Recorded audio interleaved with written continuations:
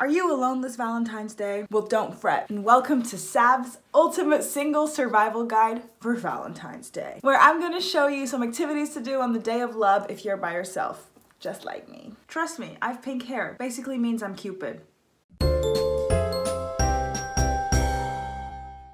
Yes, so welcome to this week's video, everyone. I thought it would be fun to try something else. So I'm doing a Sabrina special. Basically, it's a big video where I've compiled a bunch of activities and stuff and things that you can do this Valentine's Day if you're by yourself, just like me. As single as it gets, my love life is as dry as the Sahara Desert, and honestly, not too pressed about it. I know for some people Valentine's Day alone is really ass, and I get it. This year I'm not that bothered, and I'm gonna show you how you can be not that bothered either. This guide is for anyone who wants to watch it. If you're single and you just wanna watch, you just wanna have some company, you just wanna feel the vibes of Valentine's Day, feel free to stay. If you're single but you still wanna feel the love vibes on Valentine's Day, I have some perfect activities and tips for that. Or if you are dating somebody, you know, you're still welcome to watch the video. I mean, maybe you can't see them today, or maybe you just like watching Valentine's Day videos. In this video, I'm going to be talking about a couple activities that you can do on Valentine's Day to do some self-love. I'm gonna give you some book recommendations. I'm gonna chit-chat a little bit about Would You Rather Love Edition while I bake Valentine's Day cookies. Like I said, I mean, who's more perfect for this video than the girl with the hot pink hair? Oh, and I have copious amounts of blush on, and my nails are purple. So, like, does it get better than that? I don't think so. Let's get started with the video, shall we? First things first, I'm gonna send you over to Activity Sabrina, and she's gonna give you some tips and tricks of how to spend this day if you don't have somebody to spend it with. I know Valentine's Day can be difficult for those of us who don't have a romantic partner. Everybody else is showing off how much they love each other and how happy they are while you're just sitting in your room by yourself. Trust me, I know all about it, but we don't have to live in self-pity. We can make this day fun even if there's no one else to pamper you. I have a couple activities that you can do this Valentine's Day just to show yourself some appreciation. Here's some activities to do for yourself, by yourself, or with a friend that you can do on Valentine's Day that'll make you feel just a tad bit better if you have the means for it, because I know it can be expensive and it's not available to everyone. But if you have the means for it, Valentine's Day is the perfect day to treat yourself to a nice set of nails or to a nice facial or a massage or anything of that sort. Just a nice pampering day. I know that's expensive and then not everybody has access to that, but if you do and if you can splurge, today is the day to do it. I feel like putting energy and time into yourself is the perfect way to show yourself love. Now, if you don't have the funds for it, you can still totally do these activities at home. Paint your nails, do your toenails, do the whole shower routine, do the full face mask, hair wash, leg shave, everything. Just do everything you can at home to feel as good as possible. Like, honestly, have you ever taken an everything shower, done your nails, done your hair, and then been like, I feel like crap? I haven't. I did a blowout yesterday and my hair is silky smooth and I'm loving it. I did my nails, which is, look at them. I did them myself. Another activity that you can do, which is something that I did, a bath. If you have a bath, take a bath. I went to Lush and I treated myself to some really lovely bath bombs. I got this pink bath bomb that was like a bubble bar. Wait, it wasn't a bath bomb, it's a bubble bar. And you break a bit off and then you put the bubbles in the bath. And it's just so fun. Like, Lush is like kind of expensive and I wouldn't buy Lush for my everyday activities. Like, if I'm just gonna take a bath on a random Sunday, I'm not buying a Lush bath bomb. But it's Valentine's Day, you know? Like, if I'm gonna buy a Lush bath bomb, today's the day. And I also got this little like shower bomb. Obviously, I'm not taking a bath every day, like water conservation people. This little shower bomb is like a fizzing bomb that I've used it. I'm describing this so terribly, but it's like this little bath bomb, but it's for the shower. So you just put it in your hand and you put it under the shower and then like it foams up and you can just use the foam as like a body wash. And it was lovely, honestly, it was pretty great. So yeah, that's my tip, take a bath. Take a lovely bath. Take a bath like with everything on it. Put your hair up, get a glass of wine if you're legally of age and you like wine. I don't like wine, so I didn't have any wine in my bath. Grab a book. We'll get to the book recommendations later. So maybe if you want to read one of those books in the bath, that could be perfect. I don't know. I'm just giving you suggestions here. And then my last suggestion for activities that you can totally do on Valentine's Day is, if nobody's gonna take you to dinner, doesn't mean you don't have to eat well. Cook yourself something fancy. I don't suggest going out to dinner on Valentine's Day because honestly, if you're not feeling so great about the fact that you don't have a partner, I reckon that's gonna make it like 400 times worse because everywhere you go, you're gonna see couples. Like it's couples galore on Valentine's Day, obviously. That's not really the best vibe. Maybe if you have a friend to go with, you guys can do a little friend date. That would be really cute. But if you don't, cook yourself something nice. I'm planning to make myself a nice salmon dish tonight. So that's gonna be my special treat this Valentine's Day. So yeah, cook yourself something special. That's always a nice thing to do. Next up, one of my suggestions is that you look into journaling this Valentine's Day. This right here is my junk journal, or what I called it is my all-purpose journal, because I can write whatever I want in here. And Valentine's Day is the perfect day to just sit down and reflect on how you feel about things, how maybe you want to approach your life this following year if finding a relationship is something that is really important to you. I've just compiled a couple prompts that I think are very Valentine's Day appropriate. Obviously, you can just go on Pinterest and Google self-love prompts or Valentine's Day prompts for journaling, or just straight up journaling prompts if you don't really care for it to be Valentine's Day specific. These are some nice ones, and these are probably the ones that I'm going to use. I'm not going to do all of them because then I'll be journaling for the next 6 hours, and that's like a little bit excessive. First prompt is, what do I love about myself? Just sit down and think about the things that you do appreciate about yourself. I think it's very easy on Valentine's Day to spiral and think about why you don't have a partner, why you don't have a relationship, maybe how your last relationship went wrong. I think in times like that, it's really important to think back to what you do love about yourself and what you do think is important, to try to kind of get rid of all those negatives. Forces you to think about something positive about yourself. It lets you pick out things that you don't normally stop to think about. Next question, what does self-love look like to me? I think, again, very important prompt. How can you love yourself if you don't know what self-love is? For some people, it might be doing that whole shower routine, like I said. For other people, it might be taking the day off. For somebody else, it could be going on a run to do some exercise. You gotta think about it. You gotta discover what works best for you. Maybe if you can't think of anything, look up like self-love routines or look up best ways to promote self-love and then see which ones resonate with you and journal about them. I find writing things down really helps for them to stick, for them to stay consistent. You know what you're trying to achieve, and I think that very much helps. Next one, when do you feel most confident in yourself and why? I reckon we feel confident when we're doing something that we love. When you feel confident, that's the best you're gonna feel about yourself. Exudes just positivity and good vibes about yourself. So if you can figure out what makes you confident and do more of that, the self-love should just blossom. Also, I know this video is cheesy. I know everything I'm saying is easier said than done, and all of this is quite difficult. I know, but it's just a start and it's just a little bit of a guide. Maybe it's just a starting point for you. Maybe you don't any of these prompts, but maybe some of them stick. Maybe you think about them for a little bit, and that's already better than not doing them at all. Next question, what are aspects of myself I need to show more love, and how can I do that? Again, finding the things that maybe you are really negative about yourself and then trying to turn them around. I think that will really help just make every aspect of your life a lot easier. And again,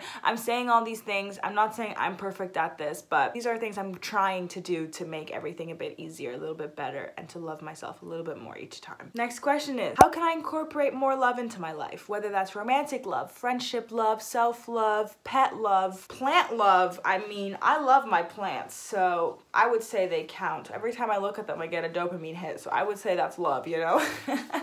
Think of a way that you can add some more love and happiness to your daily life, even after Valentine's Day as well. Do you want to tell your parents you love them? Do you want to tell a friend? Do you want to ask a friend to dinner? Just something like that. The next prompt that I have is, what are 3 simple things that I can do that make me feel good, and how can I incorporate them in my day? This is a good one. Think of 3 small things you can do today that would make you feel a bit better, and that would distract you from the fact that maybe you don't have the romantic partner that you're hoping you would have. And then my last question, I don't know, this one's not really Valentine's Day question, but I just think it's a really fun question. If money were no object, how would you spend your perfect day off? I just think that's so fun. Doing some reflecting, I know the question says if money was no object, but I realized that my perfect day off isn't even that expensive. Like, it's not that expensive. It just requires a tiny bit of effort that on a regular day I probably wouldn't put in. I just think it's a nice question. When you really think about it, you're probably gonna realize that your perfect day is a lot easier to actually make happen than you would think. And then maybe you can actually do it one day. So that'd be fun. Those are all the journal prompts that I have. I know some people find it difficult to do journaling. They find it cringy or whatever, but give it a shot, you know? Give it a chance. I also thought it was kind of crap, and then I actually started doing it and I realized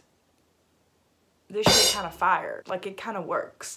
And you don't have to share it with anybody. You don't have to show anyone. You don't have to tell anyone what you did it. Like, it's purely for you. Nobody is ever gonna get to go through this journal by themselves. Like, nobody on the whole wide world can ever look at this. Like, this journal contains my deepest thoughts. Like, listen, I have fun things in here. Like, for example, I did this little page on Harry Potter, but I also have some of my, like, whoop, not Lily, you're not gonna get a bigger look than that. Yeah, just keep it private. Don't be afraid to be vulnerable in these prompts because, like I said, nobody's gonna see it. It's just for yourself. That's the journaling ideas.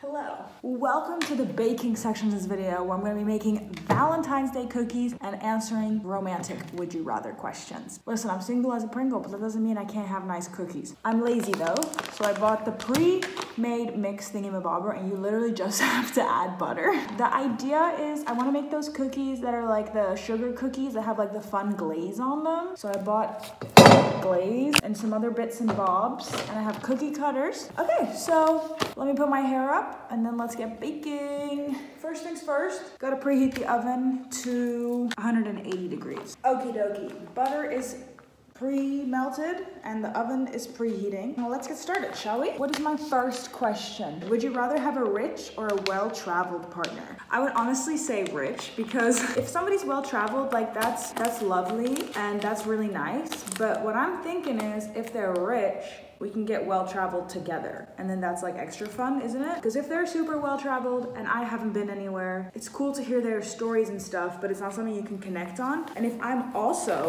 well-traveled with them, but at the same time though, if they're rich, I wanna be rich because otherwise I feel like I'll be uncomfortable with them paying for my vacation all the time. Okay, next question. Oh my God, the butter is so gooey. Would you rather have a jealous partner or a distant partner? Jealousy is so annoying. Like, if somebody's jealous of things, it's really not the best. But at the same time, jealousy like highly indicates that somebody cares. Like, you don't get jealous if you don't care. So then I'm like, if they're distant, do they not care? Like, if my partner was jealous, at least I would know that they care about what I'm doing. And if they're distant, it's like, do you even give a crap about what I'm doing at all? But at the same time, obviously, there's a degree to this. Like, if they're overly extremely jealous, it's gonna get so annoying so fast. But at the same time, if they're so distant, the relationship is just never gonna work, especially with me because I'm obsessive, and then I'm gonna feel like they don't care. And if I feel like they don't care, obviously something's wrong. Honestly, baking and filming is so fun because when I was like 12 or 13, the only thing I used to watch was Rosanna Pansina, was that her name? Something like that. And she just made the most beautiful cakes and stuff and cookies and things, and they were always like themed around shows, and it was great. She was great. That's like my childhood. So honestly, I feel like I'm living my childhood right now and becoming a baking YouTuber, which is kind of fun. Next question. Would you rather have an ambitious partner or a funny one? This I actually find a really hard question because I think both are so important. The funny one, it's like, obviously you want your partner to be funny, you want to laugh together. I feel like most of my connections with my friends, it's like we laugh together and we have the same humor, and that's like an important factor. So if we don't think each other is funny, we're like, what are we gonna do? Funny makes everything better. Like, if you're funny, any situation can be a fun situation and it doesn't really matter. Also, keep in mind, I'm answering these questions with like literally no experience. This is just what I think I would want. Ambitious though, I think is important as well because I'm ambitious, I would say. Like, I have big goals for what I want to achieve in my career and what I want in my life, and I've thought about it a lot. I want to work for it. So if I had a partner who didn't care or like who didn't have any goals or aspirations, I don't know, I think that would be a bit of a turn off, because then I'm like, what are you working for? But at the same time, I guess it's not the most important thing. If they're supporting my aspirations, that could be helpful, but I want them to have their own. That's a difficult one. I don't know what I'd go with, but I have to pick one. Also, this isn't gonna work. I'll answer this question and then I'm gonna go hand mix this off camera. I guess I'll have to go with funny. I think that's so important. Like, if they're not funny, I just don't think I would be entertained. Or like, not like entertained, but like, how do you spend so much time with someone if you have nothing to do and you're not funny? Because the funny is what makes everything good. Somebody's super, super ambitious, has the biggest goals, but then is like so unfunny, I don't think I would like that much at all. I'd rather have them be funny and lazy than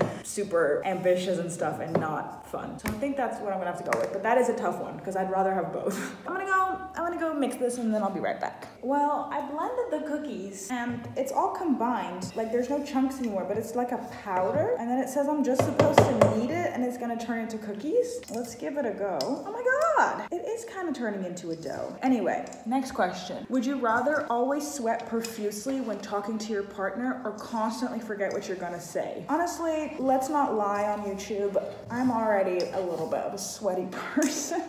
So I think I'll go with the sweating profusely, because if I always forgot what I was gonna say, how on earth do you have a conversation? How do you get anything done? How do you talk about anything if I'm always forgetting what I'm gonna say? If they really love me, they can live with the fact that I'm gonna be sweaty. Yeah, I mean, it's kind of a silly question. Would you rather meet the love of your life in high school or at 30? Hopefully I meet the love of my life at 30, because the high school one, that opportunity has passed. So yeah, but I'm not all too upset about that. I think regardless, I would pick at 30, because honestly, this is gonna sound so cliche, and like I know it works for some people, but the idea of being with the same person for my whole life, not that there's anything wrong with it, but maybe this isn't the case. Like maybe in these like high school sweetheart situations, these people are like 100% sure of each other all the time, and they like really know what they want, and like it's each other, and that's great. But I feel like I would be worried that although I'm sure I would love that person because they're the love of my life, I would just get like a paranoia that I haven't explored the world enough and enough people to know that they're the love of my life. Like, how do you know? So I would rather have a couple failed attempts and then meet the love of my life at 30 and then be together for the rest of my life. And 30 is still quite young. Like, if you meet each other at 30 and you stay together for the rest of your life, like, you got time. You have plenty of time. I think I'd prefer that. I don't know. I feel like you probably change throughout your entire life. Like, I don't think you stop changing. Who you are in high school versus the rest of your life, I feel like that is extremely different to who you are when you're 30 and the rest of your life. So I would prefer that, I think. Would you look at that? It's a dough. It's really turning into a dough, and it's not even sticky. That's quite nice, I have to say. Quite nice. Yeah. Okay, here is my ball of dough. It doesn't look like that much. I don't know how many cookies are in it. Ah!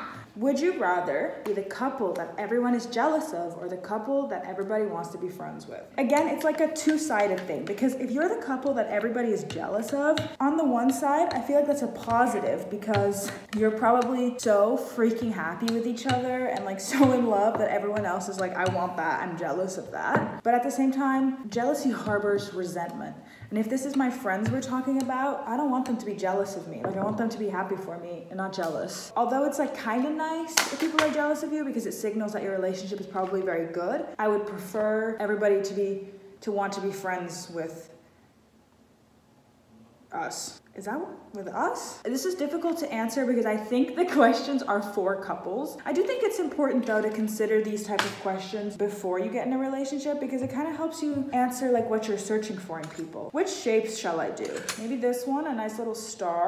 I have a moon here, which could be fun. Teddy bear. I think a teddy bear could be cute. I have a little angel. I don't know if that's too Christmassy. The rest has nothing to do with this. Like, I have an elephant and a Christmas tree. And then I have another box. I hope I have a heart. Otherwise, I might make a heart, because that's like the perfect one. This is a chicken. I don't think we need a chicken. I found a heart. Oh my goodness. These are so cute. Oh my God. So I have hearts with like, you can't really tell, but this side has like wiggly edges and then this side has like smooth edges. I think the shapes I'm gonna go with is the heart, the moon, the bear, and the star. I need to prep my baking tray. Baking tray acquired. What's my next question?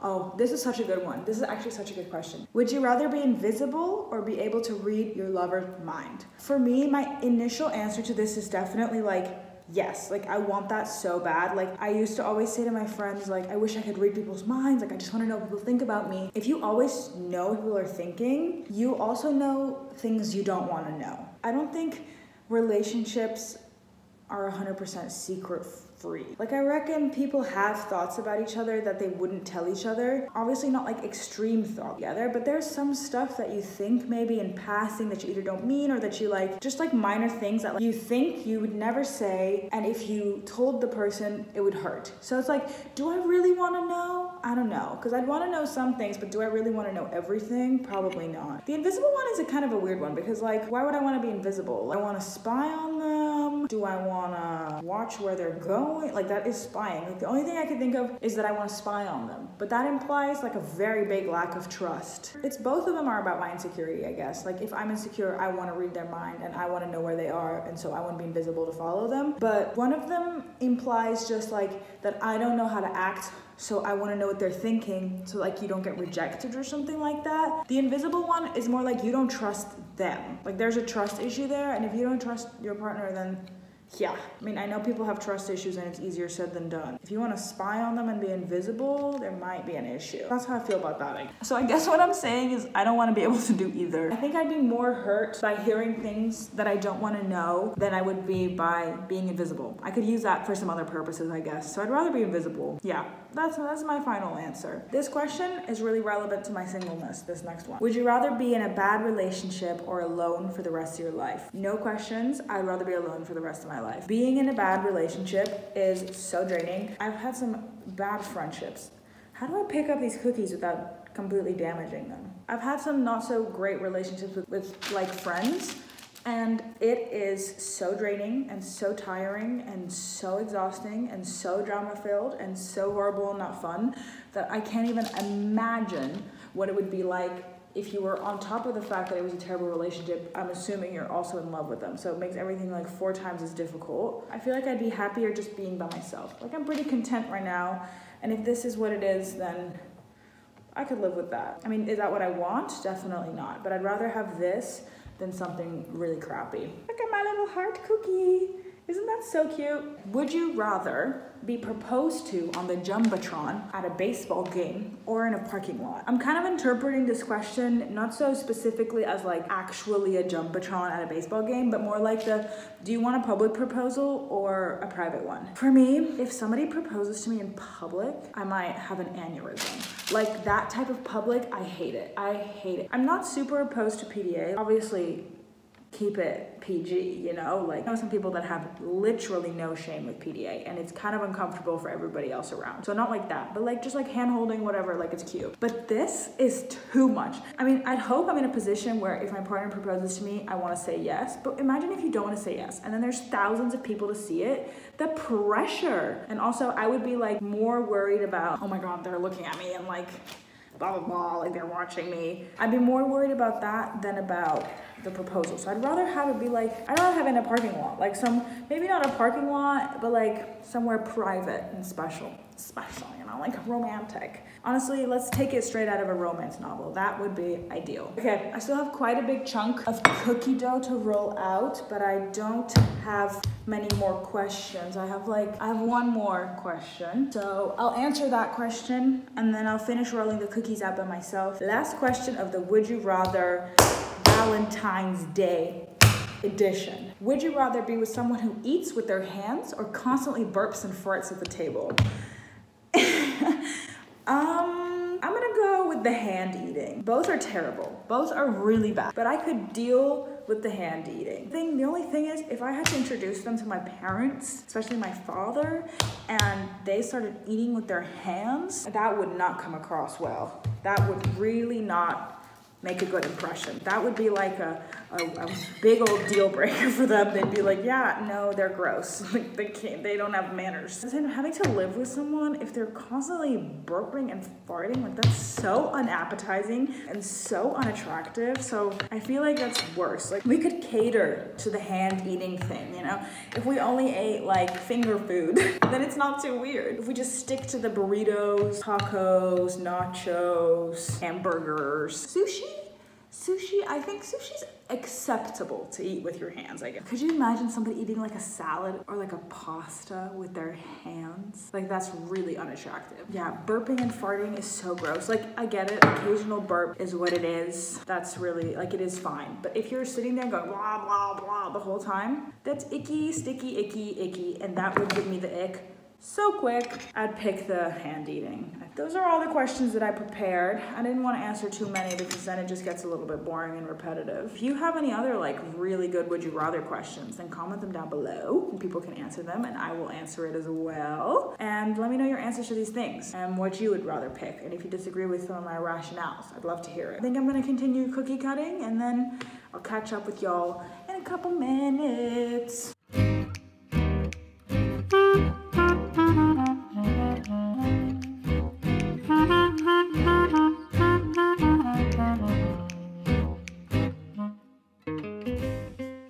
Hello, I'm back. Good morning. It is the next day because yesterday I ran out of daylight to do this. But I'm back here to decorate the cookies. They turned out so cute. Like, are you kidding me? That is so freaking cute. First I have this glaze, which is like a pre-made glaze. And then I have 3 baggies of homemade glaze. Now I'm gonna glaze the cookies. I am a little bit in a rush and I don't know if I have enough glaze for all the cookies, but we'll see how it goes. Let's get started, shall we?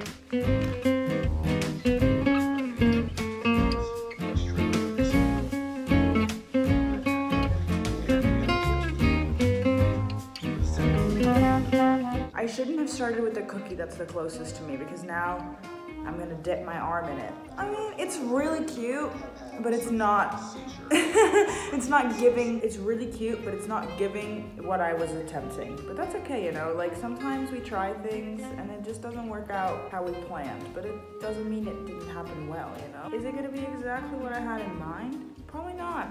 But it's still gonna be cute. That's what Valentine's is about this year, isn't it? It's not exactly what we had in mind because we're single as Pringles, but it's still gonna be cute. I think that's a nice message, isn't it?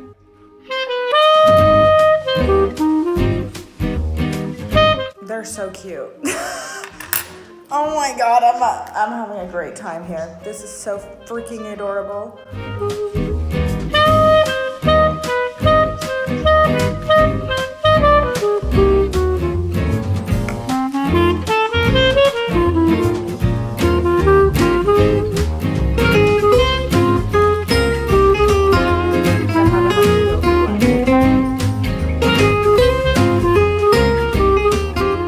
Before they fully dry, I'm gonna put some sprinkles. So I have these little gold ones that I think are cute. Oh my God, that is precious. That's cute. Cute. Oh my God, they're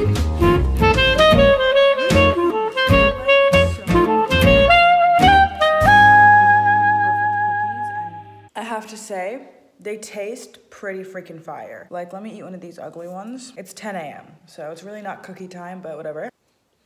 The store-bought glaze definitely tastes better than the glaze I made, but they both taste great. And the cookies are really good. I'd say that's a success. So thanks for watching my baking segment of this video. Back to the other sabs that are in this video.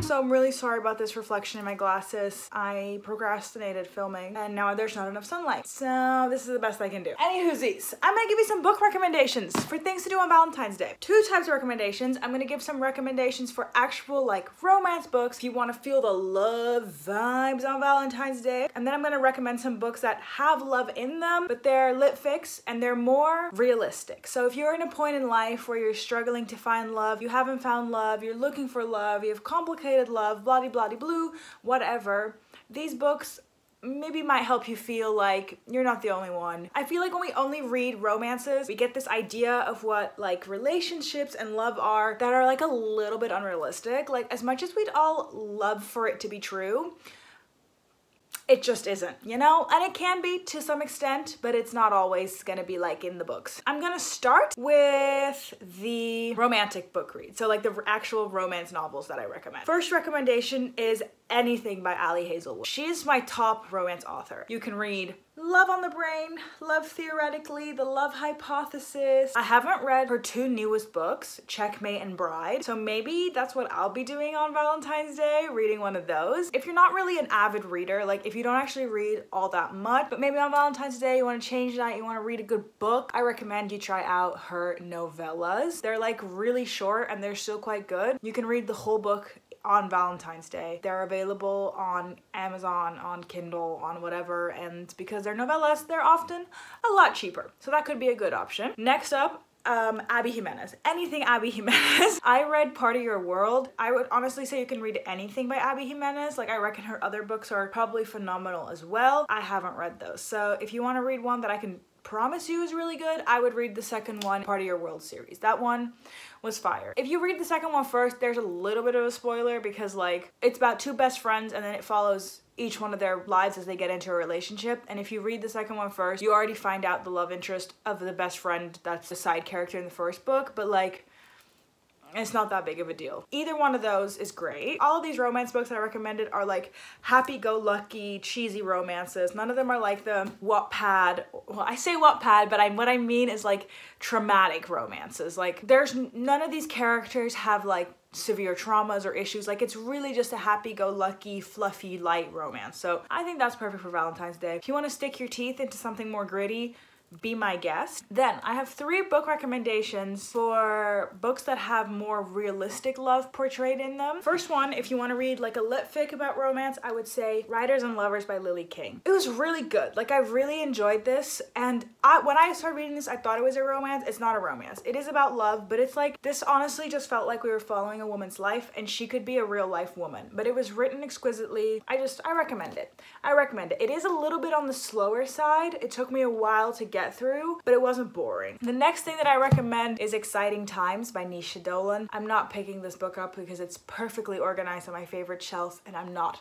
ruining that. Yeah, but this also again follows a woman who is, I think she was depressed, and then she moves to try to fight that, and then it follows her complicated love life. Basically, she has a really complicated love life. Really good. Again, just like so captivating, perfect writing. I really loved it. That's one of my favorites. It's like a 5-star book for me. And then the last one, well actually I have 2 more, but the last one is kind of like, do I really recommend it? Not really. But this one, it is about love, but it's also about romantic love. It's about love and self-love. It's about finding who you are and how you want to be through the lens of someone who's very obsessive. So for me, that's why I picked this book up, because I'm very obsessive. So I was like, maybe I can relate to this book. I didn't think it was exceptionally done. Like the overall message, I think was good, and it was entertaining. I'll say that. This book is like a level of weird and like crazy that I don't think is realistic anymore. I mean, who knows? Maybe somebody else's life is this crazy. I do not know. And that would be You Exist Too Much by Zaina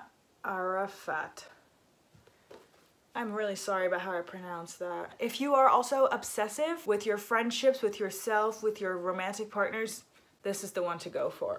And then lastly, if you want to say, I want to bawl my eyes out on Valentine's Day and I hate love and I want to be broken apart because this day sucks and I'm alone, then I would say read A Little Life by Hanya Nagahara. Do I think you can read this in one day? No. Do I think you should read this? No. If you're gonna read it, please check all the trigger warnings. There's so many, and if you have sensitivities, this is not the book for you. But if you say beep Valentine's Day and you want to read the most heartbreaking, gut-wrenching, sitting in your own like tears for days, this is what I recommend. And it still touches the themes of love, romantic love, friendship love, self-love.